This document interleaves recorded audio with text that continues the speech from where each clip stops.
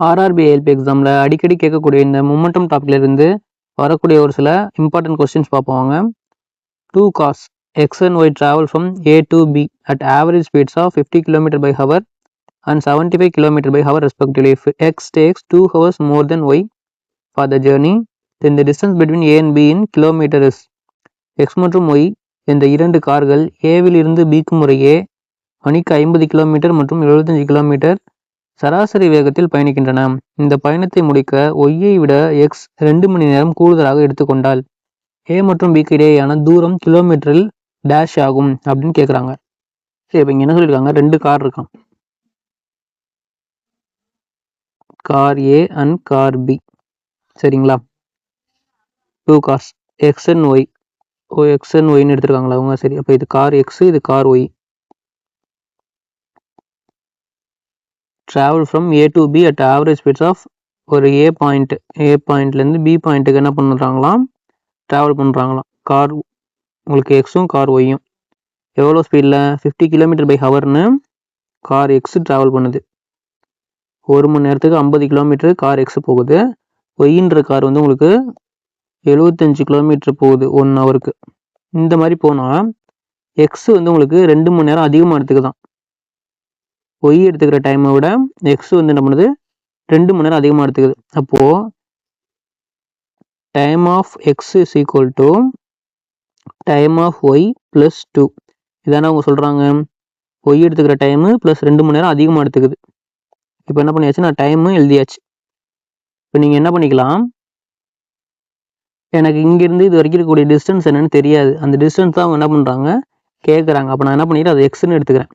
எனக்கு வந்து இப்போ எக்ஸோட டைம் எவ்வளோ ஆயிருக்கு அப்படின்னு தெரியணும். அப்படின்னா நமக்கு ஸ்பீடுக்கான ஃபார்முலா தெரியும். Speed is equal to distance by time. கரெக்டுங்களா? இப்போ நமக்கு டைம் வேணும்னா நம்ம என்ன பண்ணிக்கலாம், டைம் இந்த பக்கம் எடுத்துகிட்டு போயிடலாம், ஸ்பீடு அந்த பக்கம் எடுத்து வந்துடலாம். அப்போ உங்களுக்கு time is equal to distance by speed அப்படின்னு கிடைக்குமா? அப்போ நான் டிஸ்டன்ஸோட வேல்யூ இந்த இடத்துல என்னென்னு எடுத்திருக்கேன், எக்ஸ்ன்னு எடுத்திருக்கேன்.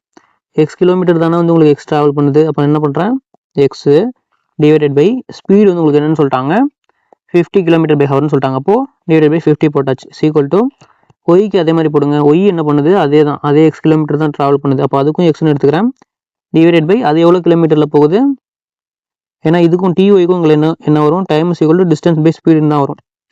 இப்போ எக்ஸ் பை 75 அப்படின்னு போட்டுக்கிட்டேன். ப்ளஸ் 2 அப்படின்னு இருக்குது. இப்போ நான் என்ன பண்ணிக்கலாம், இந்த எக்ஸ் பை 75ன்றது ப்ளஸில் இருக்குது, இந்த பக்கம் போயிடுச்சுன்னா உங்களுக்கு மைனஸில் வந்துடும்.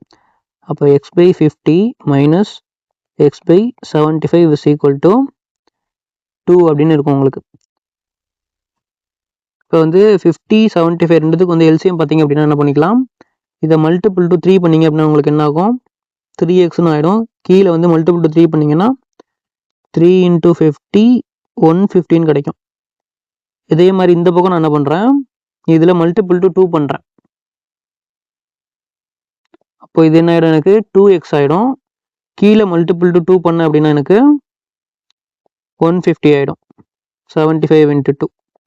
இப்போ எனக்கு கீழே 2 சைடும் 150 அப்படின்னு கிடச்சிருச்சு. அப்போ நான் மேலே என்ன பண்ணிக்கலாம், ஆட் ஆர் மைனஸ் 2 இதில் எது சிம்பிள் இருக்கோ அதை பண்ணிக்கலாம். அப்போ எனக்கு என்ன கிடைக்கும், 3xல 2x போயிடுச்சுன்னா எக்ஸ் பை 150 ஈக்குவல் டு 2 அப்படின்னு கிடைக்கும். எனக்கு தேவை எக்ஸோட வேல்யூ தான் தேவை. அப்போ 150 ரைட் சைடு எடுத்துகிட்டு போயிட்டேன்னா x is equal to 150 × 2 உங்களுக்கு என்ன வரும், 300 அப்படின்னு கிடைக்கும். அப்போது எனக்கு 300 கிலோமீட்டர்னு கிடச்சிருக்கு. 300ன்றது எங்கே இருக்குன்னு பார்க்குறோம், ஆப்ஷன் சியில் இருக்குது. ஸோ ஆப்ஷன் சியை சூஸ் பண்ணிக்கிறேன். இந்த கொஷனுக்கு இந்த மெத்தடில் மட்டும் நீங்கள் சால்வ் பண்ணுறதுன்னு கிடையாது, இன்னொரு மெத்தடும் இருக்குது. அது என்னென்னு பார்த்தீங்கன்னா, டேரக்ட் ஃபார்முலா ஒன்று நீங்கள் படிச்சிருப்பீங்க டைம் ஸ்பீட் டிஸ்டன்ஸில்.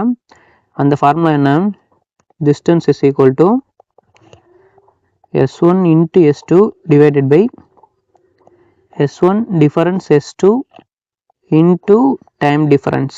இந்த ஃபார்முலா படிச்சிருப்பீங்க.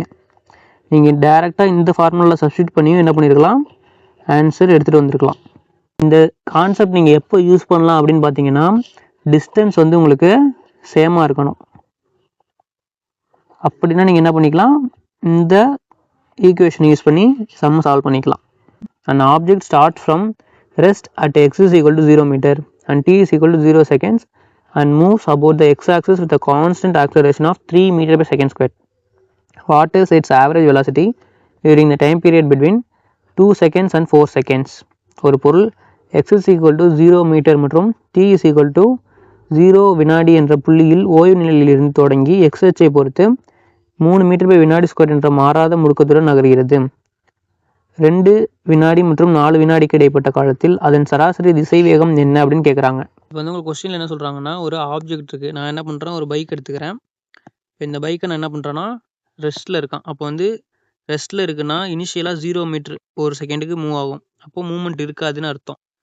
x is equal to 0 metre and t is equal to 0 second. இப்போ வந்து என்ன சொல்கிறாங்கன்னா x 0ல் இருக்குது, t 0ல் இருக்குது.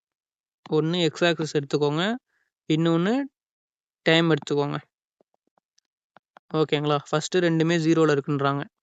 And moves about the X axis with constant acceleration. X ஆக்ஸை பொறுத்து என்ன பண்ணுதா, மூவ் ஆகுதான் ஒரு கான்ஸ்டன்ட் ஆக்சலரேஷனில். அது என்னென்னு சொல்கிறாங்கன்னா ஆக்சலரேஷனோட வேல்யூ 3 மீட்டர் பை செகண்ட் ஸ்கொயர்னு சொல்கிறாங்க. What is it's average velocity during the time period between 2 seconds and 4 seconds அப்படின்னு கேட்குறாங்க. இப்போ வந்து அது என்ன பண்ணியிருக்கோம், ஃபஸ்ட்டு செகண்டில் ஏதோ ஒரு டிஸ்டன்ஸ் வந்து மூவ் ஆயிருக்கும், ரெண்டாவது செகண்டில் ஒரு டிஸ்டன்ஸ் மூவ் ஆயிருக்கும். அப்படின்னும் போது அதை என்ன பண்ணுவீங்க, மார்க் பண்ணுவீங்க. 3வது செகண்டு 4வது செகண்டுன்னு ஏதோ ஒரு மீட்டர் என்ன பண்ணியிருக்கோம், மூவ் ஆயிருக்கும். அப்படி மூவ் ஆகிருக்கும் போது என்ன பண்ணியிருக்கோம், ஒரு வெலாசிட்டி கிரியேட் ஆகிருந்திருக்கும். அந்த வெலாசிட்டி வந்து உங்களுக்கு என்னது, இந்த 2வது செகண்ட்லேயும் இந்த 4வது செகண்ட்லேயும் இருக்கக்கூடிய வெலாசிட்டி மொத்தமாக 2, 3, 4க்கு வெலாசிட்டி எடுத்து டிவைடட் பை 3 அப்படின்னு நீங்கள் என்ன பண்ணிக்கலாம். வெலாசிட்டியோட ஃபார்முலா உங்களுக்கு என்ன வரும், velocity is equal to displacement by time. அப்போது total displacement divided by total time போட்டுட்டிங்க அப்படின்னா உங்களுக்கு என்ன கிடைக்கும், ஆவரேஜ் வெலாசிட்டி கிடச்சிரும். பட் ஆனால் நீங்கள் இந்த மாதிரி வந்து நிறைய கண்டுபிடிக்கணும்னு தேவையில்லை. இது வந்து உங்களுக்கு 2 to 4 செகண்ட்ஸ், அப்போ 2, 3, 4ன்னு 3 கண்டுபிடிச்சா போதும். பட் ஆனால் இப்போ 2 செகண்ட்லேருந்து உங்களுக்கு 8 செகண்ட் வரைக்கும்லாம் கொடுத்துருக்காங்கன்னா நீங்கள் என்ன பண்ண முடியாது, 2வது செகண்டுக்கு 3வது செகண்ட் 4வது செகண்ட் 5வது செகண்ட் 6வது செகண்ட் 7வது செகண்ட் 8வது செகண்ட் ஒவ்வொன்றுத்துக்கும் வந்துட்டு நீங்கள் போட்டு கண்டுபிடிக்கிறீங்கன்னா அது ரொம்ப கஷ்டம். நிறைய பேர் இப்படி தான் பண்ணுவாங்க. ஃபஸ்ட்டு டிஸ்டன்ஸ் கண்டுபிடிப்பாங்க, அப்புறம் டைமால் டிவைட் பண்ணுவாங்க. அது ரொம்ப வந்து உங்களுக்கு சுற்றி ஆன்சர் கண்டுபிடிக்கிற மாதிரி இருக்கும். நமக்கு வந்து இதுக்கு ஒரு சூப்பர் ஷார்ட்கட் இருக்குது. ஆக்சலரேஷன் உங்களுக்கு மாறாமல் இருக்குது அப்படின்னா, கான்ஸ்டன்ட் ஆக்சலரேஷனாக இருக்குன்னா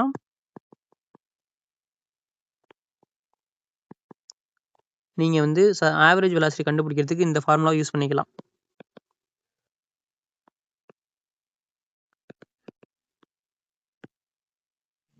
v1 + v2 டிவைடட் பை 2 கொடுத்துருக்கக்கூடிய உங்களுக்கு வெலாசிட்டி என்ன கொடுத்துருக்காங்களோ அந்த வெலாசிட்டி v1 கண்டுபிடிங்க, v2 கண்டுபிடிங்க, அதுக்கு டிவைடட் பை 2 பண்ணிவிடுங்க.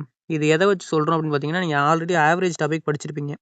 உங்களுக்கு கான்ஸ்டண்ட்டாக இப்போ வந்து 1, 3, 5, 7 இப்படி இன்க்ரீஸ் ஆகிட்டே இருக்குன்னா நீங்கள் என்ன பண்ணுவீங்க, 1, 2, 3, 4, 5த்தையும் ஆட் பண்ணி டிவைடட் பை 5 பண்ண வேண்டாம்.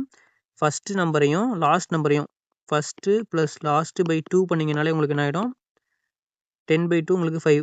இதை வந்து நீங்கள் டோட்டலாக ஆட் பண்ணி டிவைடட் பை 5 பண்ணாலும் உங்களுக்கு என்ன கிடைக்கும், இந்த 5ன்ற ஆன்சர் தான் கிடைக்கும். இதை தான் நம்ம என்ன பண்ணுறோம், இந்த இடத்துல சிம்பிளாக 2 வெலாசிட்டிஸ் மட்டும் இது பண்ணிவிட்டு 2 செகண்ட்லையும் 4 செகண்ட்லையும் கண்டுபிடிச்சி டிவைடட் பை 2 பண்ணிக்கிறோம். ஏன்னா இந்த இடத்துல கான்ஸ்டன்ட் ஆக்சலரேஷனாக இருக்குது.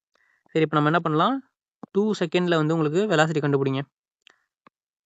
v1 v = u + at. u வந்து உங்களுக்கு என்னது 0ன்னு சொல்லிட்டாங்க, ஏன்னா உங்களுக்கு ரெஸ்ட்டில் இருக்குது. ஸோ யூக்கு 0 போட்டாச்சு. ஆக்சலரேஷன் வந்து 3 மீட்டர் பை செகண்ட் ஸ்கொயர்டு, அப்போ 3 போட்டுட்டேன்.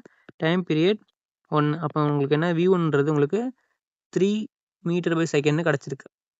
ஒரு 2 செகண்ட் கொடுத்துருக்காங்களா, அப்போ வந்து டைம் பீரியட் உங்களுக்கு 2ன்னு கிடைக்கும். 3 × 2 6 செகண்ட் அப்படின்னு உங்களுக்கு v1 கிடைக்கும். இதே மாதிரி v2 கண்டுபிடிங்க. v2 = u + at. u-ஓடது 0 ப்ளஸ் ஆக்சலரேஷனோடது 3 metre per second, time period வந்து 4 செகண்ட், அப்போ மல்டிபிள் டு 4, 3 × 4 12, அப்போ 12 மீட்டர் பை செகண்ட் கிடச்சிருக்கு. இப்போ நம்ம என்ன பண்ணிக்கலாம், ஃபார்முலாவில் சப்ஸ்டிட் பண்ணிக்கலாமா, v1க்கு பதிலாக 6 ப்ளஸ் v2க்கு பதிலாக 12 டிவைடட் பை 2. அப்போ உங்களுக்கு 12 + 6 18/2ன்னு வரும். 2ஆல் கேன்சல் பண்ணிங்கன்னா 9 மீட்டர் பை செகண்ட்னு கிடைக்கும். 9 மீட்டர் பை செகண்ட் எங்கே இருக்குன்னு பார்க்குறேன், ஆப்ஷன் சியில் இருக்குது. ஸோ ஆப்ஷன் சியை சூஸ் பண்ணிக்கிறேன். நெக்ஸ்ட் கொஸ்டின் பாருங்கள். By cycling 7/9 times his usual speed, Anwar reaches his school 4 minutes late. How many minutes does Anwar take to reach school at his usual cycling speed? Anwar தனது வழக்கமான வேகத்தை போல் 7/9 மடங்கு வேகத்தில் மிதிவண்டி ஓட்டுவதால் அவன் பள்ளிக்கு 4 நிமிடங்கள் தாமதமாக சென்றடைகின்றான்.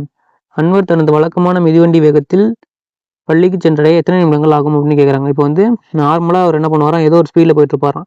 அந்த ஸ்பீட்லேருந்து இப்போது 7/9 வந்து அப்போ 2/9 வந்து குறைஞ்சிருக்கு ஸ்பீடு. அப்படின்னா அவர் வந்து அங்கே ரீச் பண்ணுறதுக்கு ஸ்கூலில் ரீச் பண்ணுறதுக்கு 4 நிமிஷம் லேட் பண்ணுறாரு.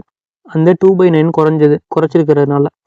அப்போது நார்மலாகவே அவர் வந்து how many minutes does the Anwar take to reach the school at his usual cycling speed. நார்மலாக எப்பவும் போகிற மாதிரி போயிருந்தா அவர் எவ்வளோ நிமிஷத்தில் போயிருப்பார் அப்படின்றத உங்களுக்கு இப்போ கேட்குறாங்க. நமக்கு என்ன ஃபார்முலா தெரியும்? Speed is equal to distance by time. கரெக்டுங்களா? இப்போ இதில் அவங்க என்ன கொடுத்துருக்காங்க, ஸ்பீடோட வேல்யூ தான் கொடுத்துருக்காங்க. அப்போது ஸ்பீடு கொடுத்துட்டாங்க அப்படின்னா நமக்கு டைம் என்னது, இன்வெர்ஸ்லி ப்ரொபோர்ஷனல். இந்த ஸ்பீட் ரேஷியோவை நீங்கள் தலைகீழ எடுத்துட்டிங்கன்னா அது என்ன கிடைக்கும், உங்களுக்கு டைமோட ரேஷியோவாக கிடைக்கும். அப்போ 7/9 நீங்கள் தலைகீழ் போட்டிங்க அப்படின்னா 9/7. இதுதான் வந்து உங்களுக்கு புதுசாக இந்த இடத்துல உங்களுக்கு கிடைச்ச டைம் பீரியடாக இருந்திருக்கும். சரிங்களா?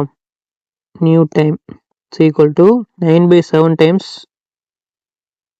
Usual time. இதுதானே அவங்க சொல்கிறாங்க. ஸ்பீடுன்றது இங்கே usual speed 7/9 times usual speed. இங்கே டைம்ன்றது உங்களுக்கு அதோட தலைகிழி. அப்போது அதோட யூஷுவல் டைமோட 9/7 டைம்ஸ் என்ன இருக்கும், யூஷுவல் ஸ்பீடாக புது டைம் உங்களுக்கு கிடச்சிருக்கும். ஓகேங்களா? இப்போது யூஷுவல் டைம் நமக்கு என்னது தெரியாது, அதை நம்ம டீன்னு எடுத்துக்கலாம். டீன்றது உங்களுக்கு யூஷுவல் டைம். சரி, இப்போ அவங்க என்ன சொல்லிட்டாங்க அப்படின்னா நார்மலாக கிடைக்க போகும்போது ஒரு டைம் கிடைக்கும், அந்த டைமுக்கும் 7/9 டைம்ஸ் போகும்போதும் கிடைக்கிறதுக்கு ஒரு 4 நிமிஷம் லேட் ஆகுதுன்றாங்க. அப்போ வந்து உங்களுக்கு T2 மைனஸ் T1 இது வந்து நியூ டைம். நியூ டைம் நான் வந்து என்ன பண்ணுறேன், T நியூ மைனஸ் T/4 இல்லைனா ஆஃப்டர் அப்படின்னு எடுத்துக்கலாம். இது வந்து உங்களுக்கு ஆஃப்டர் குறைச்சதுக்கப்புறம் இது before. After and before minus பண்ணிங்கன்னா அது என்ன கிடைக்குதான், 4 நிமிஷம் ஆகுதான். ஏன், அந்த ஸ்பீடு குறைஞ்சதுனால. அப்போ அதுக்கான டைம் டிஃபரன்ஸ் 4 மினிட்ஸ். கரெக்டுங்களா? அப்போ நம்ம என்ன பண்ணிக்கலாம், இந்த T ஆஃப்டர் புது டைம் என்ன கிடச்சிருக்கு, 9/7 டீன்னு கிடச்சிருக்கு. அப்போ நான் T ஆஃப்டருக்கு பதிலாக 9/7 T அப்படின்னு சப்ஸ்டிட் பண்ணிக்கிறேன். மைனஸ் T பிஃபோர் நார்மலாக யூஷுவல் டைம் தான் இருந்திருக்கும், அதை டீன்னு எடுத்திருக்கோம். ஈக்குவல் டு 4ன்னு கிடச்சிருக்கு. இப்போ இதுலேருந்து நம்ம என்ன பண்ணிக்கலாம், டீயை காமனாக வெளியில் எடுத்துக்கலாமா? டீயை காமனாக வெளியில் எடுத்துட்டோம்னா 9/7 மைனஸ் 1ன்னு கிடைக்கும். Equal to 4. 1 × 7 7. அப்போ உங்களுக்கு 9 மைனஸ் 7/7 இன்ட்டு டீன்னு வெளியில் இருக்கும். Equal to 4. அப்போ 9 மைனஸ் 7 போட்டிங்கன்னா உங்களுக்கு 2/7 ஈக்குவல் டு 4. இந்த சைடு ஒரு டி இருக்குது, இந்த 2 கீழே டிவிஷனில் எடுத்துகிட்டு வந்துடலாம். இந்த 7 மேலே மல்டிப்ளிகேஷன் எடுத்துகிட்டு போயிடலாம். 2ஆல் கேன்சல் பண்ணிங்கன்னா 2 × 2 4. 2 × 7 14 அப்படின்னு உங்களுக்கு டீயோட வேல்யூ கிடைக்கும். அப்போ 14 மினிட்ஸ் அவர் என்ன பண்ணியிருப்பார், யூஷுவல் ஸ்பீடில் போயிருந்தால் எடுத்திருப்பார். ஸோ ஆப்ஷன் ஏல 14 இருக்கு, நான் ஆப்ஷன் ஏவை சூஸ் பண்ணிக்கிறேன். நெக்ஸ்ட் கொஸ்டின் பாருங்க, which of the following is the correct statement. பின்வருவனவற்றில் எது சரியான கூற்று அப்படின்னு கேட்குறாங்க. இப்போ உங்களுக்கு என்ன பண்ணியிருக்காங்க, ஒரு 3 ஸ்டேட்மெண்ட் கொடுத்துருக்காங்க. இதில் எது கரெக்டுன்னு கேட்குறாங்க. Distance is a scalar quantity அப்படின்னு கொடுத்துருக்காங்க. இந்த இதுக்கு நீங்கள் ஆன்சர் பண்ணணும்னா உங்களுக்கு என்ன தெரியணும், ஸ்கேலார்னா ஃபர்ஸ்ட் என்ன, வெக்டார்னா ஃபர்ஸ்ட் என்னன்னு தெரியணும். ஸ்கேலார்னா உங்களுக்கு என்னது, மேக்னிடியூட் எண்ணளவு மட்டும் இருக்கும். இது வந்து உங்களுக்கு வெக்டார் அப்படின்னா உங்களுக்கு மேக்னிடியூடும் இருக்கும், ப்ளஸ் எந்த டைரக்ஷனில் அது இருக்குது அப்படின்னும் இருக்கும் சொல்லும். இது ரெண்டு இருந்ததுன்னா அது வெக்டார், மேக்னிடியூட் மட்டும் இருக்குன்னா அது ஸ்கேலர். இப்போ டிஸ்டன்ஸ்ன்னு எடுத்துக்கிட்டிங்க அப்படின்னா நம்ம எவ்வளோ தூரம் போகிறோன்னு தான் சொல்லுவோமே தவிர இந்த டைரக்ஷனில் போகிறோம் இவ்வளோ மீட்டர் அப்படின்னு சொல்ல மாட்டோம் டிஸ்டன்ஸுக்கு. அப்படின்னும் போது டிஸ்டன்ஸில் மேக்னிடியூட் மட்டும்தான் வரும், அது ஸ்கேலார் தான். அப்படின்னா ஸ்கேலார் அப்படின்ற டிஸ்டன்ஸ் கரெக்டு தான். நெக்ஸ்ட் பாருங்கள், த dimensional formula of distances L⁻⁻1 கொடுத்துருக்காங்க. இப்போ நீங்கள் வந்து ஏதோ ஒரு டிஸ்டன்ஸை டைமென்ஷனல் ஃபார்முலா சொல்லணும்னா இவ்வளோ மீட்டர் நான் போனேன் அப்படின்னு தான் சொல்லுவீங்க. அப்படின்னா அது வந்து உங்களுக்கு லென்த்து மட்டும்தான் வரும். அப்போ 1/லென்த்துன்னு வராது, 1/Lன்னு வந்ததுதான் உங்களுக்கு L⁻⁻1 வரும். அப்போ ஆப்ஷன் பி தப்பாக இருக்குது. நெக்ஸ்ட் பாருங்கள், speed is a vector quantity அப்படின்றாங்க. ஸ்பீடுன்றது உங்களுக்கு வெக்டார் குவான்டிட்டியா? கிடையாது. ஸ்பீடுன்றது உங்களுக்கு இப்போ வந்து ஒரு 10 km/h போகிறீங்கன்னு மட்டும் தான் சொல்லுவீங்களே தவிர நான் 10 km/h நார்த் டைரக்ஷனில் போனேன்னு டைரக்ஷனை சேர்த்து சொல்ல மாட்டீங்க. அப்போ ஸ்பீடுன்றது உங்களுக்கு ஒரு ஸ்கேலார் குவான்டிட்டி. பட் ஆனால் இங்கே ஆப்ஷனில் பார்த்தீங்கன்னா வெக்டார்ன்றது, அப்போ ஆப்ஷன் சி தப்பு. ஸோ இதில் கரெக்டாக இருக்கிறதுன்னு பார்த்தா ஆப்ஷன் ஏ மட்டும்தான். ஸோ ஆப்ஷன் ஏவை சூஸ் பண்ணிக்கிறோம். நெக்ஸ்ட் கொஸ்டின் பாருங்கள். A body is allowed to slide down a frictionless track from rest position at its top under gravity. The track ends in a circular loop of diameter d. Then the minimum height of the inclined track in terms of d, so that it may complete successfully the loop is dash. ஒரு பொருள் அதன் உச்சியில் உள்ள ஓய்வு நிலையிலிருந்து புவியீர்ப்பு விசையின் கீழ் உராய்வற்ற ஒரு தடத்தில் கீழ் நோக்கி சரிய அனுமதிக்கப்படுகிறது. அந்த தடம் d விட்டம் கொண்ட ஒரு வட்ட வளையத்தில் முடிவடைகிறது எனில் அந்த வளையத்தை வெற்றிகரமாக நிறைவு செய்வதற்கு சாய்வான தடத்தின் குறைந்தபட்ச உயரம் d-யின் அடிப்படையில் என்ன அப்படின்னு கேட்குறாங்க. உங்களுக்கு கொஸ்டின் என்ன சொல்றாங்க அப்படி, மேலிருந்து ஒரு பொருள் அப்படியே வழுக்கிக்கிட்டு வருதான். ஓகேங்களா? அப்படி வழுக்கிட்டு வரும்போது கீழே இருக்கக்கூடிய ஒரு வட்டப்பாதை சர்க்குலர் பார்த்து அது என்ன பண்ணுதான், முழுசா சுற்றி வரணும். அப்படின்னா அது எவ்வளவு ஹைட்லேருந்து இந்த ஹைட்லேருந்து வரணும் அப்படின்னு கேட்குறாங்க. இங்கே வந்து உங்களுக்கு அது வட்டத்தோட விட்டம் கொடுத்துருக்காங்க, டியோட பேஸ் அடிப்படையில் கேட்குறாங்க. அதை சால்வ் பண்ணுறதுக்கு ஒரு சின்ன லாஜிக் இருக்குது. அந்த பொருள் வட்டத்தோட உச்சிக்கு போகும்போது அது கீழே விழுந்துடாமல் இருக்கிறதுக்கு ஒரு குறிப்பிட்ட ஸ்பீடு வேணும். அதுக்கு அந்த ஸ்பீடு கிடைக்கணும் அப்படின்னா அது வந்து ஒரு குறிப்பிட்ட ஹைட்லேருந்து வந்திருக்கணும். நமக்கு வந்து ஒரு ஸ்டாண்டர்ட் ரிசல்ட் இருக்குது. சர்க்கிளோட ரேடியஸ் ஆறாக இருந்தது அப்படின்னா நமக்கு தேவையான அந்த மினிமம் ஹைட்டோடது இந்த ஃபார்முலா வந்து நம்ம யூஸ் பண்ணிக்கலாம். h is equal to 5/2 rன்ற இந்த டேர்மை நீங்கள் யூஸ் பண்ணிக்கலாம். ஆனால் கொஸ்டினில் நமக்கு இந்த டயாமீட்டர் விட்டம் கொடுத்துருக்காங்க. அப்போ நமக்கு தெரியும் டயாமீட்டர்ன்றது என்ன, r+r, இங்கே ஒரு r இங்கே ஒரு r இருக்கும். ஸோ 2r உங்களுக்கு இருக்கும். அப்போது ரேடியஸ்க்கு பதிலாக நீங்கள் என்ன பண்ணிக்கலாம், இந்த 2 கீழே எடுத்து வந்துடலாமா? அப்போ d/2 அப்படின்னு இருக்கும் ரேடியஸ்க்கு. அப்போ இந்த d/2ன்றதை இந்த ரேடியஸில் நம்ம சப்ஸ்டிட் பண்ணிக்கலாமா? ஆல்ரெடி வந்து ஒரு 5/2 இருக்குது, ரேடியஸ்க்கு பதிலாக ஒரு d/2ன்னு சப்ஸ்டிட் பண்ணிட்டீங்க அப்படின்னா 5d/2 × 2 4ன்னு கிடைக்கும். அப்போ 5d/4ன்றது எங்கே இருக்குன்னு பார்க்குறேன், ஆப்ஷன் சியில் இருக்குது. ஸோ ஆப்ஷன் சியை சூஸ் பண்ணிக்கிறேன். நெக்ஸ்ட் கொஸ்டின் பாருங்கள். What will be the relation between maximum height h and horizontal range r for an object thrown at 45 degree from the horizontal. கிடைமட்டத்திலிருந்து 45 degree கோணத்தில் எரியப்பட்ட ஒரு பொருளுக்கு அதன் பெரும் உயரம் ஹச்சுக்கும் கிடைமட்ட வீச்சு ஆறுக்கும் இடையே உள்ள தொடர்பு என்னவாக இருக்கும் அப்படின்னு கேட்குறாங்க. இப்போ அவங்க என்ன சொல்கிறாங்கன்னா, ஒரு ஆப்ஜெக்ட் எடுத்துக்கிறாங்க. நான் வந்து ஒரு பால் எடுத்துக்கிறேன், அதை நான் என்ன பண்ணுறேன், த்ரோ பண்ணுறேன். இது வந்து உங்களுக்கு 0 டிகிரி, 45 டிகிரியில் இது வந்து உங்களுக்கு 90 டிகிரியாக இருக்குமா? அப்போ 45 டிகிரினா இப்படி த்ரோ பண்ணுறாங்க. அப்படின்னும் போது என்ன, ஒரு ஹைட் ரீச் பண்ணிட்டு திரும்ப கீழே வந்துடும். இது வந்து உங்களுக்கு மேக்ஸிமம் ஹைட்டாக இருக்கும்.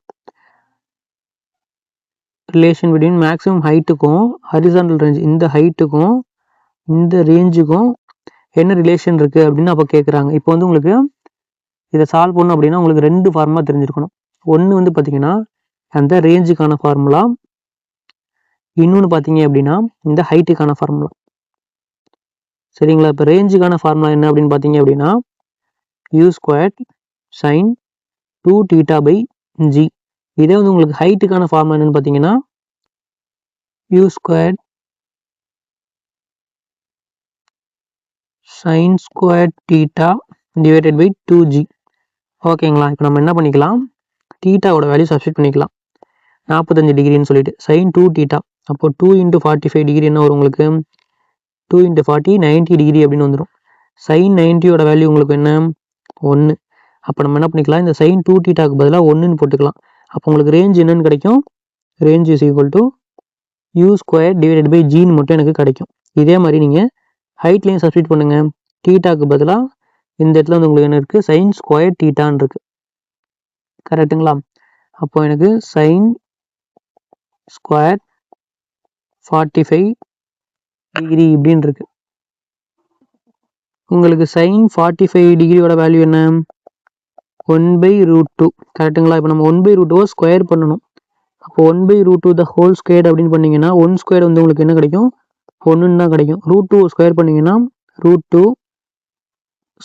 இப்போ இந்த ஸ்கொயர் ரூட் எடுத்து மல்டிபிள் 1/2 போட்டுக்கலாம். 1/2 போட்டிங்கன்னா இந்த 2 கேன்சல் ஆகிடும். அப்போ எனக்கு 1/2ன்னு மட்டும் sin² 45 டிகிரிக்கு வேல்யூ கிடைக்கும். அப்போ நான் இந்த sin 2θக்கு பதிலாக 1/2ன்னு சப்ஸ்டிட் பண்ணிக்கலாம். அப்போ எனக்கு ஹைட்டோட value h is equal to u square divided by 2g into 1/2 அப்படின்னு இருக்கு. 2 எனக்கு என்ன ஆகிடும் 4 ஆகிடும். அப்போ u ஸ்கொயர் டிவைடட் பை 4gன்னு கிடைக்கும். இப்போ எனக்கு என்ன கிடச்சிருச்சு, ஹச்சும் ஆரும் தெரிஞ்சிருச்சு. இப்போ இதை நம்ம என்ன பண்ணிக்கலாம், நல்லா பாருங்க, u square by R u square by ஜின்னு இருக்கு. இங்கேயும் வந்து உங்களுக்கு u ஸ்கொயர் பை ஜின்னு இருக்கு, கரெக்டுங்களா? அப்போ நம்ம என்ன பண்ணிக்கலாம், இந்த u ஸ்கொயர் பை ஜிக்கு பதிலாக ஆர்ன்னு சப்ஸ்டிட் பண்ணிக்கலாமா? அப்போ h is equal to u square by ஜிக்கு பதிலாக நம்ம என்ன பண்ணியாச்சு, ஆர்ன்னு சப்ஸ்டிட் பண்ணியாச்சு, டிவைடட் பை 4ன்னு இருக்கு. அப்போ இந்த 4 நம்ம என்ன பண்ணிக்கலாம், இந்த பக்கம் எடுத்து வந்துடலாம். அப்போ எனக்கு r is equal to 4h அப்படின்னு கிடச்சிருக்கு. r is equal to 4h அப்படின்றது எங்கே இருக்குன்னு பார்க்குறேன், ஆப்ஷன் சியில் இருக்குது. ஸோ ஆப்ஷன் சியை சூஸ் பண்ணிக்கலாமா? நெக்ஸ்ட் கொஸ்டின் பாருங்க. A rope of length 10 meter and linear density 0.5 kg per meter is lying lengthwise on a smooth horizontal floor. It is pulled by a force of 25 Newton. The tension in the rope at a point 6 meter away from the point of application is அப்படின்னு கேட்குறாங்க. 10 metre நீளமும் 0.5 kilogram by metre நேரியல் அடர்த்தியும் கொண்ட ஒரு கயிறு ஒரு வளவளப்பான கிடைமட்ட தரையில் நீள வாக்கில் கிடைக்கிறது. அது 25 நியூட்டன் விசையால் இழுக்கப்படுகிறது. விசை செயல்படும் புள்ளியிலிருந்து 6 மீட்டர் தொலைவில் உள்ள ஒரு புள்ளியில் கயிற்றில் ஏற்படும் இழு விசை என்னன்னு கேட்குறாங்க. ஓகேனா, ஒரு 10 மீட்டர் லென்த் இருக்கக்கூடிய ஒரு கயிறு இருக்கு, ஓகேங்களா? இதை நான் வந்து 10 மீட்டர்னு எடுத்துக்கிறேன். நெக்ஸ்ட் என்ன சொல்லியிருக்காங்கன்னு பாருங்க. அதில் வந்து 25 நியூட்டன் விசை கொடுத்து ஒரு முனையில் இழுக்கிறோமா. அப்போ நான் இந்த சைடு என்ன பண்ணுறேன், ஒரு 25 நியூட்டன் ஃபோர்ஸ் கொடுக்குறேன், கொடுத்து ஒரு பக்கம் இழுக்கிறேன். இப்படி இங்கே உள்ள அப்படி இழுக்கிறேன் அப்படின்னா இந்த விசை நம்ம கொடுக்க போகிறோம் பார்த்தீங்களா, இந்த புள்ளியிலேருந்து ஒரு 6 மீட்ரு, இப்படி ஒரு 6 மீட்ரு தள்ளி இந்த இடத்துல அந்த டென்ஷன் இழு விசை என்னவா இருக்கும் அப்படின்றத நம்ம கேட்குறாங்க. இந்த மாதிரி வந்து கொஸ்டின்ஸ்லாம் ஒரு லாஜிக் இருக்கு. ஒரு கனமான கயிறை நீங்கள் இழுக்கும் போது விசை கொடுக்குற இடத்துல இருந்து தூரம் அதிகமாக அதிகமாக அந்த டென்ஷன் வந்து உங்களுக்கு கம்மியாகிக்கிட்டே வரும். இப்போ இந்த இடத்துல வந்து உங்களுக்கு டென்ஷன் அதிகமாக இருக்கும், போக போக இந்த டென்ஷன் இங்கே குறைஞ்சிக்கிட்டே இருக்கும். இதுக்கு வந்து நீங்கள் யூஸ் பண்ணக்கூடிய ஃபார்முலான்னு பார்த்தீங்க அப்படின்னா, டென்ஷன் அட் பாயிண்ட் எக்ஸ் எந்த இடத்துல நீங்கள் சொல்ல போகிறீங்களோ அந்த point equal to F into 1 - x by L. இதுதான் வந்து நீங்கள் யூஸ் பண்ண வேண்டிய ஃபார்முலா. இப்போ இதில் எஃப் அப்படின்றது உங்களுக்கு, இது வந்து டீன்றது டென்ஷன், எஃப்ன்றது வந்து உங்களுக்கு ஃபோர்ஸ். நீங்கள் கொடுத்த 25 நியூட்டன் விசை கொடுத்தீங்க பார்த்தீங்களா, அந்த ஃபோர்ஸ். இதில் எல் அப்படின்றது வந்து உங்களுக்கு அந்த ரோப்போட டோட்டல் லென்த்.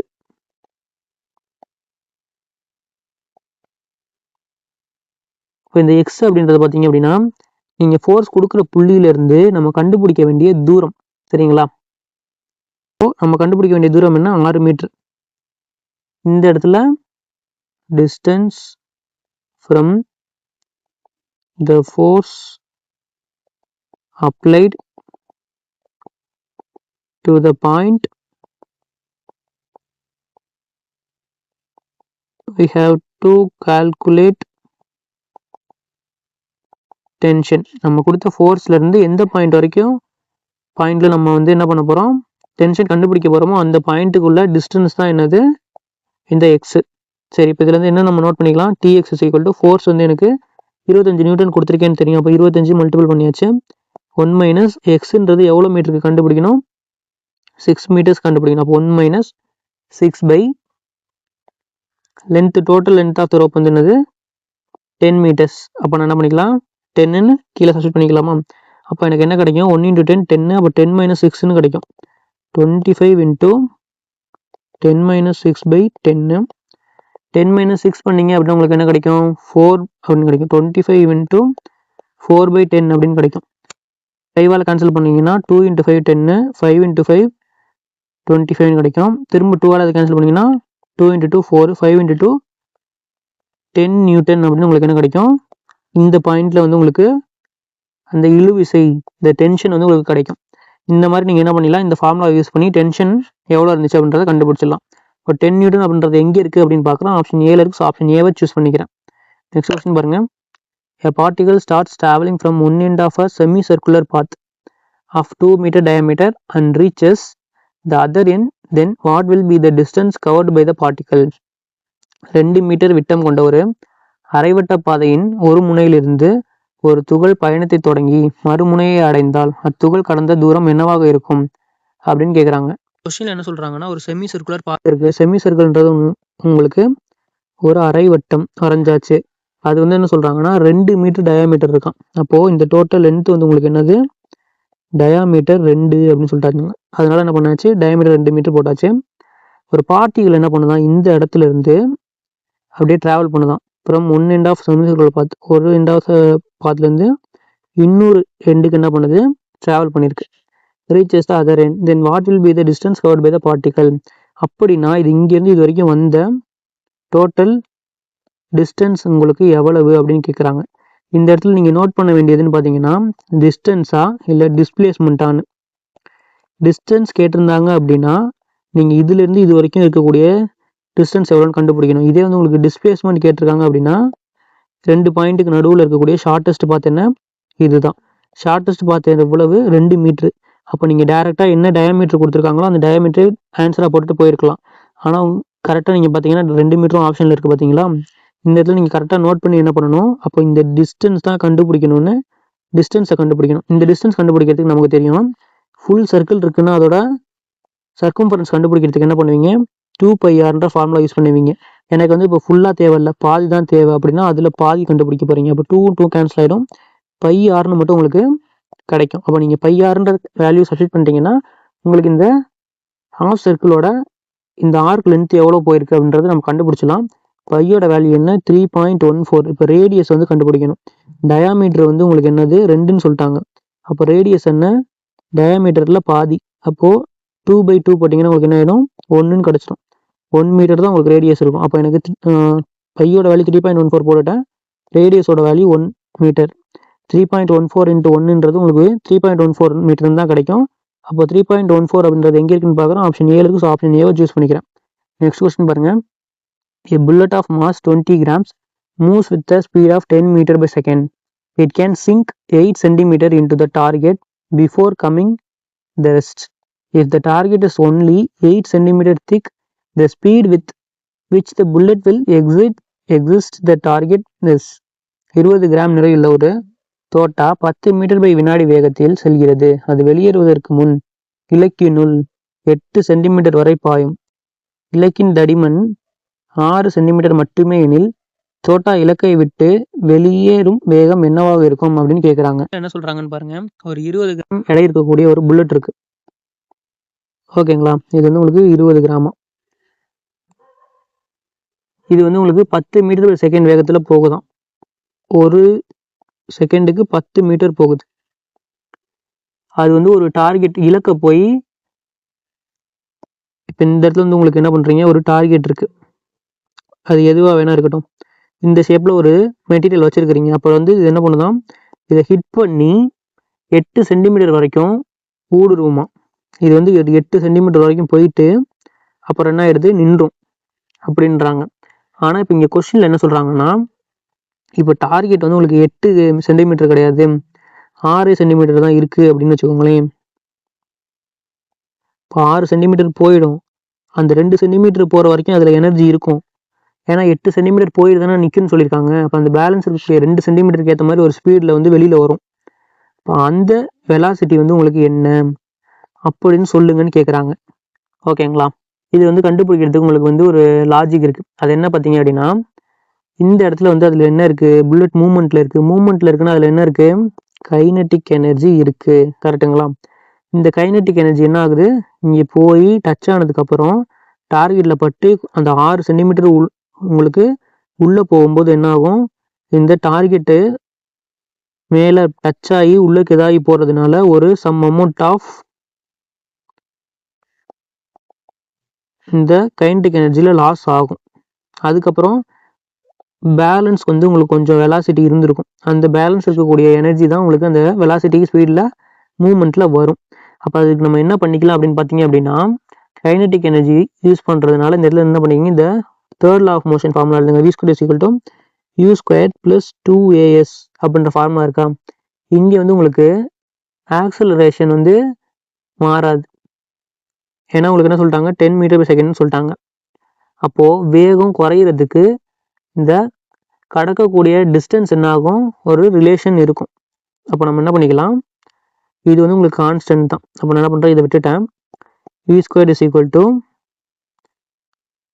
2as இருக்கப்போ இந்த டேர்ம் எல்லாத்தையும் நான் விட்டுட்டேன் அப்படின்னா எனக்கு பேலன்ஸ் என்ன இருக்குது, s is equal to v ஸ்கொயர்டுன்னு இருக்குது. கரெக்டுங்களா. இந்த இடத்துல எஸ்ன்றது தான் உங்களுக்கு என்னது, டிஸ்பிளேஸ்மெண்ட். இந்த இடத்துல டிஸ்பிளேஸ்மெண்ட்ன்றது என்னது, அது போன டிஸ்டன்ஸ். அப்போ இந்த டிஸ்டன்ஸ் வந்து அது என்ன பண்ணுது, உங்களுக்கு டிஸ்பிளேஸ்மெண்ட்டு வெலாசிட்டியோட ஸ்கொயருக்கு ஈக்குவலாக இருக்குது. இப்போ அப்படின்னா 8 சென்டிமீட்டர் வரைக்கும் அதால் என்ன பண்ண முடியுது, தூரத்தில் வேகம் 10லேருந்து உங்களுக்கு 10 மீட்டர் பை செகண்ட்லேருந்து 8 சென்டிமீட்டர் வந்து உள்ளரிக்க போகிற வெளியில் ரிலீஸ் ஆகி வர்றதுனால 10 to 0 மீட்டர் பை செகண்டாக ஆகிடுது. ஏன்னா அதுக்கப்புறம் அதில் மூவ் பண்ண முடியாது அப்படின்னு சொல்லியிருக்காங்க இந்த இடத்துல. கரெக்டுங்களா. இப்போ இதுலேருந்து நம்ம என்ன பண்ணிக்கலாம், மொத்த ஆற்றல் அப்போது வெலாசிட்டி வந்து 10ன்னு போட்டிங்கன்னா உங்களுக்கு என்ன ஆகிடும், 10 ஸ்கொயர்டு 100ன்னு கிடச்சிரும். இந்த 100 யூனிட்டோட எனர்ஜியும் உங்களுக்கு 8 சென்டிமீட்டர் என்ன ஆகுது, டிஸ்பிளேஸ்மெண்ட் வந்து உங்களுக்கு 8 சென்டிமீட்டர் ஆச்சு. அப்போது 8 சென்டிமீட்டர் போகிறதுக்கு 100 யூனிட் வந்து உங்களுக்கு என்ன பண்ணுது, எனர்ஜி தேவைப்படுது. இப்போ அப்படின்னா 1 சென்டிமீட்டருக்கு எவ்வளோன்னு கண்டுபிடிச்சிடலாமா. 1 சென்டிமீட்டர் 8 சென்டிமீட்டருக்கு 100 யூனிட் எனர்ஜி தேவைப்படுது. 1 centimetre is equal to X. இப்போ எக்ஸை இந்த பக்கம் எடுத்துகிட்டு வரேன், 100/8. இந்த 1 இந்த பக்கம் வந்துடும், மல்டிபிள் டு 1. அப்போ 100/8 பண்ணிங்கன்னா உங்களுக்கு என்ன வேல்யூ கிடைக்கும், 12.5 யூனிட் வந்து உங்களுக்கு 1 சென்டிமீட்டர் உள்ளே போய் டார்கெட் ரீச் பண்ணுறதுக்கு தேவைப்படுது. அப்படின்னா எனக்கு தேவை 6 சென்டிமீட்டருக்கு போகணும்னு தேவை. அப்போ நான் என்ன பண்ணிக்கலாம், 1 சென்டிமீட்டருக்கு 12.5னா 6 சென்டிமீட்டருக்கு 6 × 12.5. 6 × 12.5 போட்டிங்க அப்படின்னா உங்களுக்கு என்ன கிடைக்கும், 75 யூனிட் வந்து உங்களுக்கு தேவைப்படும். டோட்டல் வந்து உங்களுக்கு என்னன்னு சொல்லிட்டோம், 100 யூனிட் வந்து இருக்குது. 100 யூனிட்டில் இப்போ 75 யூனிட் வந்து உங்களுக்கு உள்ளே போகிறதுனால லாஸ் பண்ணிடுச்சு. அப்போ பேலன்ஸ் எவ்வளோ யூனிட் இருக்குது, 100 - 75 போட்டிங்கன்னா 25 யூனிட் பேலன்ஸ் இருக்குது. இந்த 25 யூனிட்ன்றது உங்களுக்கு என்னது, இந்த வெலாசிட்டி ஸ்கொயர்டு தான் நம்ம சொல்லியிருக்கோம். அப்போ உங்களுக்கு v squared is equal to S. கரெக்டாக. v ஸ்கொயர்டுன்றது உங்களுக்கு இந்த இடத்துல 25 இஸ் ஈக்குவல் டு எஸ்ன்னு இருக்குது. இந்த 25ன்றது தான் உங்களுக்கு என்னது, 5 ஸ்கொயர் அப்படின்னு எடுத்துக்கலாமா. இப்போது வியோட வேல்யூ நமக்கு என்னென்னு கிடச்சிருச்சு, 5ன்னு கிடச்சிருச்சு. இப்போ 5 மீட்டர் பை செகண்ட். அப்போ என்ன பண்ணியிருக்கோம், இந்த டார்கெட்டை விட்டு வெளியில் ரீச் ஆனதுக்கப்புறம் அதால் போக முடியும் அப்படின்றது இந்த இடத்துல நம்ம என்ன பண்ணியிருக்கோம், கன்க்ளூட் பண்ணியிருக்கோம். ஸோ 5 மீட்டர் பை செகண்ட்ன்றது ஆப்ஷன் டியில் இருக்குது. ஸோ ஆப்ஷன் டியை சூஸ் பண்ணிக்கிறேன். நெக்ஸ்ட் கொஸ்டின் பாருங்கள். A car is moving on the road at a speed of 50 meter by second. Its stopping distance on applying brakes is 18 meter. If the velocity of the same car is 25 meter by second and the same deceleration is produced on applying brakes, then find the new stopping distance of the car. ஒரு car சாலையில் 15 metre by வினாடி வேகத்தில் செல்கிறது. Break போடும்போது அதன் நிறுத்த தூரம் 18 metre ஆகும். அதே காரின் திசை வேகம் 25 மீட்டர் பை வினாடியாக இருந்து பிரேக் போடும்போது அதே அளவு எதிர்முடுக்கம் ஏற்பட்டால் காரின் புதிய நிறுத்த தூரத்தை காண்கன்னு கேட்குறாங்க. வந்து உங்களுக்கு என்ன சொல்கிறாங்கன்னா, ஒரு கார் இருக்குது சரிங்களா. நான் ஒரு கார் எடுத்துக்கிட்டேன். Moving on the road speed of 15 metre per second. 15 metre போகுதான் ஒரு செகண்டுக்கு. அப்படி போகும்போது it's stopping distance on applying brakes 18 metre. நீங்கள் வந்து ஸ்டாப் பண்ணுறதுக்கு டிஸ்டன்ஸ் எவ்வளோ எடுத்துக்குதான், 18 மீட்டர் எடுத்துக்குதான் இந்த ஸ்பீடில் போகும்போது, இந்த வெலாசிட்டியில் போகும்போது. அதே car, if the velocity of the same car, அதே காரு இப்போது 25 மீட்டர் பை செகண்ட், ஒரு செகண்டுக்கு 25 மீட்டர் போயிட்டுருக்கு. இந்த மாதிரி போயிட்டு இருந்துச்சு அப்படின்னா the same deceleration is produce on applying brake then find the stopping distance. அப்படின்னா உங்களுக்கு எவ்வளோ டிஸ்டன்ஸ் வந்து ஸ்டாப்பிங் இந்த டீசலரேஷன் ஆச்சுன்னா ஸ்டாப்பிங் டிஸ்டன்ஸ் இருக்கும் அப்படின்னு உங்கள்கிட்ட கேட்குறாங்க. இப்போது இந்த கொஸ்டின் நீங்கள் ஆன்சர் பண்ணோம் அப்படின்னா நம்ம இங்கே என்ன சொல்லியிருக்கோம், தேர்ட் லா ஆஃப் மோஷன் எழுதுங்க. v square is equal to u square plus 2as. கரெக்டுங்களா. இப்போ ஒரு காரு மூவ்மெண்ட்டில் இருக்குது, 15 மீட்டர் பை செகண்டுன்னு மூவில் இருக்குது. அதை நீங்கள் வந்து ஸ்டாப்பிங் டிஸ்டன்ஸ் வந்து என்ன ஆகுது, 18 மீட்டர். இப்போ நீங்கள் பிரேக் அடிக்கிறீங்கன்னா என்ன ஆகும், ஸ்பீடு கொஞ்சம் கொஞ்சமாக அப்படியே குறைஞ்சி ஸ்டாப் ஆகிடும். 0 மீட்டர்/செகண்ட்னு ஒரு செகண்டில் ஆகிடும். அப்படி ஆகுறதுக்கு அது 18 மீட்டர் எடுத்துக்குது. அதுதான் வந்து உங்களுக்கு பிரேக்கிங் டிஸ்டன்ஸ் அப்படின்றது. அதே மாதிரி அந்த கார் 25 மீட்டர்/செகண்ட்ன்ற வேகத்தில் போகும்போது நீங்கள் பிரேக் அப்ளை பண்ணுறீங்க. அப்படிங்கும்போது உங்களுக்கு ஆக்சிலரேஷன் என்ன ஆகுது, கம்மியாகுது. ஆக்சிலேட்டர்லேருந்து நீங்கள் என்ன பண்ணுறீங்க, கால் எடுத்துட்டீங்க, பிரேக்கை அப்ளை பண்ணுறீங்க. அப்போ பிரேக் அப்ளை பண்ணும்போது என்னாகும், உங்களுக்கு டீசிலரேஷன் ஆகும். ஆக்சிலரேஷன்றது கொஞ்சம் கொஞ்சமாக உங்களுக்கு ஸ்பீடு வந்து வெலாசிட்டி இன்க்ரீஸ் ஆகுறது. டீசிலரேஷன்றது நீங்கள் இப்போது ஸ்பீடை குறைச்சிட்டிங்க, பிரேக் அழுத்துறீங்க, அப்போ உங்களுக்கு என்ன ஆகுது, ஸ்பீடு உங்களுக்கு வெலாசிட்டி குறையுது. அப்படின்னா ஒரு டைம் பீரியடில் v வந்து என்ன ஆகிடும், 0 மீட்டர் ஆகிடும். கரெக்டுங்களா? அப்போதைக்கு இது எவ்வளோ டிஸ்டன்ஸ் எடுத்துக்குது, அதுதான் உங்களுக்கு கொஷின். இப்போ இதை கண்டுபிடிக்கிறதுக்கு நம்ம இந்த இடத்துல v என்ன பண்ணிக்கலாம், 0ன்னு எடுத்துக்கலாமா? இங்கேயும் v0 தான், இங்கேயும் உங்களுக்கு v0 தான். அப்போ இதுலேருந்து நான் என்ன பண்ணிடலாம், இதை வந்து u1 v1 எடுத்துக்கிறேன், 2a s1. ஏன்னா இது ஸ்டார்டிங்கில் போகக்கூடிய இந்த யூன்றது வேறு, v ரெண்டுத்துக்கும் 0 தான். அது வந்து நீங்கள் v1 எடுக்க வேண்டாம், vனே கூட எடுத்துக்கலாம், ஒன்றும் பிரச்சனை இல்லை. ஆக்சிலரேஷன் வந்து உங்களுக்கு சேம்னு தான் சொல்லியிருக்காங்க, சேம் டீசிலரேஷன், ஒரே மாதிரி தான் டீசிலரேஷன் குறையுது. அப்போ இது 2aன்னு எடுத்துக்கலாம், 2a1லாம் எடுக்க வேண்டாம். ஓகேங்களா? இப்போ வந்து எனக்கு 0ன்னு தெரியும், 0 = u1² + 2as இருக்கு. அப்போ இந்த 2asன்றது நான் என்ன பண்ணிக்கலாம், இந்த பக்கம் எடுத்துகிட்டு வந்துட்டேன்னா எனக்கு -2asன்னு கிடைக்கும், u1² கிடைக்கும். எனக்கு தேவை என்னன்னு பார்த்தீங்க அப்படின்னா இந்த s1 தான் தேவை. ஸோ இந்த 2 இது அப்படியே இருக்கட்டும். நெக்ஸ்ட் என்ன பண்ணுங்க, v2க்கு போடுங்க. v2² = u2² + 2as2 அப்படின்னு கிடைக்குமா? இங்கேயும் v2 நமக்கு ஃபைனலாக என்ன ஆயிடுச்சு, 0 ஆயிடுச்சு. அப்போ இங்கே 0² 0 தான் வரும். u2² வந்து உங்களுக்கு u2² இருக்கட்டும். இந்த 2as2ன்றதை இங்கிட்ட எடுத்துகிட்டு வந்துட்டீங்க அப்படின்னா இங்கிட்டு 2as2 மைனஸில் வந்துடும், u2² இருக்கும். இப்போ நீங்கள் என்ன பண்ணிக்கலாம், இது ரெண்டுத்தையும் டிவைட் பண்ணிக்கலாமா, u1² / இந்த u2² போட்டுக்கோங்க. u2² இந்த சைடு வந்து உங்களுக்கு என்ன இருக்குன்னா -2as2 அப்படின்னு இருக்கு. இப்போ நம்ம என்ன பண்ணிக்கலாம், இந்த -2a -2a கேன்சல் பண்ணிக்கலாம். இப்போ s1/s2 = u1² / u2² எனக்கு கிடச்சிருக்கு. இப்போ வந்து எனக்கு எஸ்ன்றது என்னது, ஃபஸ்ட்டு உங்களுக்கு இங்கே இது பண்ண பிரேக்கிங் டிஸ்டன்ஸ். அப்போ நான் s1க்கு பதிலாக என்ன பண்ணிக்கலாம், 18 சப்ஸ்டிட் பண்ணிக்கலாம். எனக்கு s2 தெரியாது, இங்கே போன டிஸ்டன்ஸ், அதை நான் s2ன்னு எடுத்துக்கிறேன். u1ன்றது உங்களுக்கு என்ன சொல்லியிருக்காங்க, 15 மீட்டர்/செகண்ட் சொல்லிட்டாங்க. அப்போ 15² கிடைக்கும். u2 வந்து உங்களுக்கு என்ன சொல்லியிருக்காங்கன்னா 25 சொல்லிட்டாங்க. அப்போ எனக்கு 25² கிடைக்கும். இப்போ நான் என்ன பண்ணிக்கலாம், எனக்கு s2ஓட வேல்யூ தேவை அப்படின்னா நான் s2 இந்த பக்கம் எடுத்துகிட்டு வரேன்.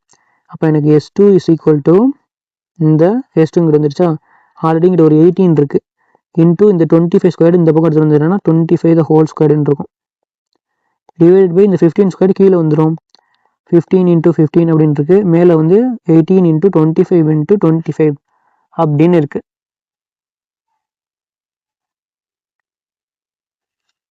கரெக்டுங்களா? அப்போது இதை நம்ம என்ன பண்ணிக்கலாம், 5ஆல் கேன்சல் பண்ணிக்கலாமா, 3 × 5 15, 5 × 5 25, திரும்ப இதை 5ஆல் அடிச்சிங்கன்னா 5 × 5 25, இது 3 × 5 15. அப்போ பேலன்ஸ் வந்து உங்களுக்கு 5 × 5 25 இருக்கு,